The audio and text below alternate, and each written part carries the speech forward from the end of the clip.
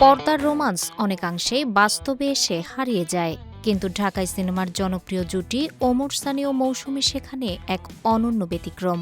পর্দার দারুণ রসায়ন থেকে শুরু করে বাস্তবের ঘর সংসার দেখতে দেখতে ভালোবাসার ৩ দশকেরও বেশি সময় পার করে দিলেন এই তারকা দম্পতি।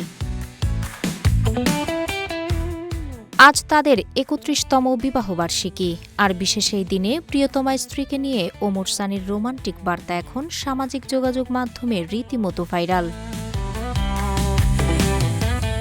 আজ থেকে প্রায় ৩ দশক আগে ১৯৯২ সালে প্রথম দেখা হয়েছিল সানি ও মৌসুমীর। ১৯৯৩ সালে বিখ্যাত দোলা সিনেমার সেটে প্রথমবার একসাথে ক্যামেরার সামনে দাঁড়ান তারা।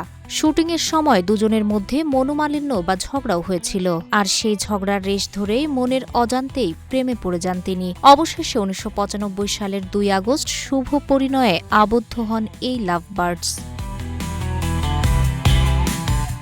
বরাবরের মতো বিয়ের দিনে প্রিয়তমা স্ত্রীকে শুভেচ্ছা জানিয়েছেন সানি। ফেসবুকে একটি ছবি পোস্ট করে অভিনেতা লিখেছেন, হ্যাপি অ্যানিভার্সারি মৌসুমী, আজ থেকে ৩১ বছর আগে তোমাকে ঘরে তুলেছিলাম। তোমার আমার ঘর আলোকিত করে এসেছে ফারদিন এবং ফাইজা।